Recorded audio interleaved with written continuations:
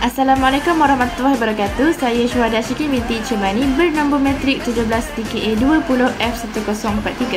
Saya Nur Ain binti Abdul Rashid, nombor matrik saya 17 DKA 20F1049. Saya Amirah Nadia Ibn Mansur, nombor matrik 17 DKA 20F1037. Saya Nafizah Ain binti Abdullah bernombor matrik 17 DKA 20F1031. Korang nak tanya ni, pernah tak korang terfikir mana datangnya asal-usul kamera ini? Kamera. Okey.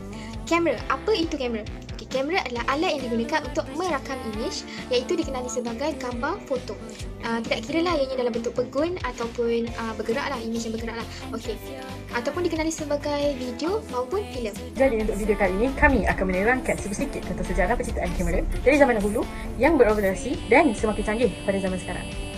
Saya nak cerita tentang kamera pertama dunia, which is kamera obscura. Kamera obscura ni sebenarnya dalam bahasa Latin bila kita terjemahkan, kamera bermaksud kamar atau bilik dan obscura bermaksud gelap. Bila digabungkan, ia menjadi bilik gelap. Actually, kamera obscura ni dia based on fenomena optik sebenarnya jadi yang berlaku apabila imej sesebuah subjek di satu sisi dan terpapar secara terbalik di dalam bilik gelap di sisi bertentangannya melalui satu lubang kecil di antara bilik gelap itu dan juga tempat di mana subjek itu berada. Kalau you guys kurang faham, gambarannya seperti ini. Catatan paling awal tentang fenomena optik telah dijelaskan oleh ahli falsafah dinasti Han iaitu Mozi pada sekitar tahun 470 hingga 391 sebelum Masihi. Beliau mengatakan bahawa penghasilan imej terbalik disebabkan oleh cahaya bergerak lurus.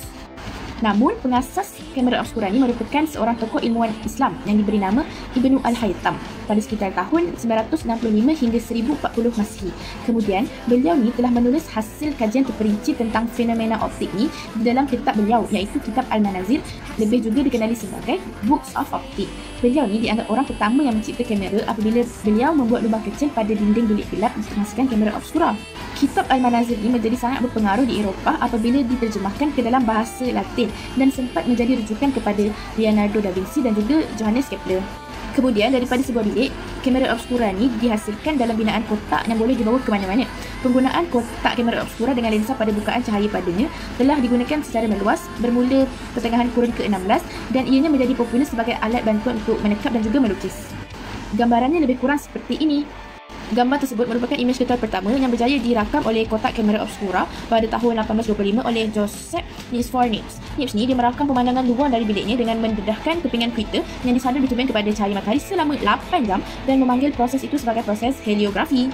Nips ni kemudian dia bersepakat dengan Louis Jacques Mande Daguerre bagi menambah baik proses heliografi ciptaannya.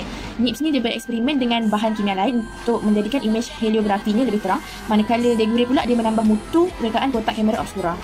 Namun, kerjasama mereka ni berakhir apabila Nips mati pada tahun 1833. Tapi, usahanya tetap diteruskan oleh Daguerre yang kemudian membangunkan imej berkontras tinggi dan lebih jelas dengan mendedahkan kepingan yang disalur air di perak dan diproses dengan uap merkuri dan dicampur dengan larutan pekat garam biasa.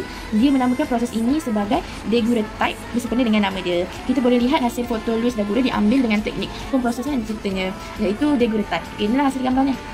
Beberapa tahun kemudian, seorang saintis Inggris yang bernama William Henry Fox Talbot ni, dia telah mencipta sejenis proses untuk memperbaiki imej kamera dengan menggunakan garam perak. Kemudian pada tahun 1840-an, Talbot ni telah membangunkan proses dua langkah untuk menghasilkan fotograf pada kertas yang dipanggil sebagai calotypes atau juga dikenali sebagai talbotypes. Calotypes ni merupakan proses pertama yang memanfaatkan cetakan negatif yang menterbalikkan hitam jadi putih dan putih jadi hitam. Walaupun proses ini boleh mencetak gambar beberapa kali, namun ianya tidak sepopular kamera daguerreotypes yang menghasilkan gambar lebih tajam dan lebih jelas, memandangkan ia dihasilkan terus daripada cetakan positif. Bagaimanapun, proses negatif calotype menjadi asas kepada fotografi moden. Okey, kamera plat kering. Okey, kamera ni dikenali sebagai dry plate. Okey, kamera ni dia berasal pada tahun 1857 iaitu pada tahun 50-an lagi. Okey, karya ni dihasilkan oleh Desire Mancoven, tetapi setelah beberapa tahun kemudian iaitu dalam 14 tahun kemudian terdapat salah seorang ni dia berubah kamera plat kering ini kepada kamera plat basah iaitu dikenali sebagai Richard Leach Redox. Beliau telah mengubah kamera ini menjadi plat basah kerana ianya lebih berkualiti dan juga apabila menangkap gambar tu dia jadi lebih cepat lah. Maksudnya dia bila ambil gambar tu lancar je dan cepat dihasilkan. Okay, kamera filem atau dikenali sebagai kamera Kodak. Okay, Kodak confirm pernah dengar kan, memang familiar kan. Okay, iaitu diwujudkan pada tahun 80-an dan juga 90-an. Okay, kamera ni sangatlah familiar sehingga kini kerana penggunaannya yang antik dan juga old school. Okey, mari kita ketahui tentang sejarah dia, okey? Okey, sejarah dia pada tahun 1885. Kamera ini dihasilkan oleh George Eastman dalam produksi filem kamera lah. Okey. Seterusnya, dalam beberapa tahun iaitu pada tahun 1888 hingga 1889, kamera ini dikembangpesatkan dan dikenali kepada masyarakat sehingga digunakan oleh semua orang lah kamera ni dalam pengambilan gambar. Okey? Sekitar tahun 1913, Oscar Barnett yang bertugas di bahagian pendidikan dan pembangunan di Leeds mengkaji penggunaan filem sinema 35mm sambil membuat percubaan mencipta kamera kompak dengan terhasilnya prototipe iaitu Uri Laser, namun usahanya tergendala apabila Perang Dunia Pertama meletus. Selepas itu, barulah Laser mengkomersialkan kamera 35mm pertama mereka pada tahun 1923. Dari waktu itu, kamera dan fotografi terus berkembang dengan pesat sehingga ke hari ini. DLR merupakan akronim atau singkatan dari Twin Lens Reflex, sementara SLR merupakan singkatan dari Single Lens Reflex. Kamera DLR ini mula dibuat oleh Frank and Frederick Rolleiflex pada tahun 1928. Kamera DLR ini sempat bertahan selama beberapa dekad dan cukup popular pada ketika itu. Sebelum penciptaan kamera SLR, seterusnya pada tahun 1933, kamera SLR pula sebagai teknologi yang lebih canggih dari TLR yang diperkenalkan oleh IHG Exakta. Kamera SLR ini adalah kompak pertama kali yang menggunakan 127 roll film. Kamera analog. Kamera analog pertama muncul pada tahun 1981 yang diberi nama Sony Mavica, singkatan daripada Magnetic Video Camera. Kamera analog ni juga kamera analog yang pertama yang merakam isyarat piksel berterusan sebagai mesin rakaman video. Kamera analog kedua yang muncul pada tahun 1986 dinamakan sebagai Canon RC701.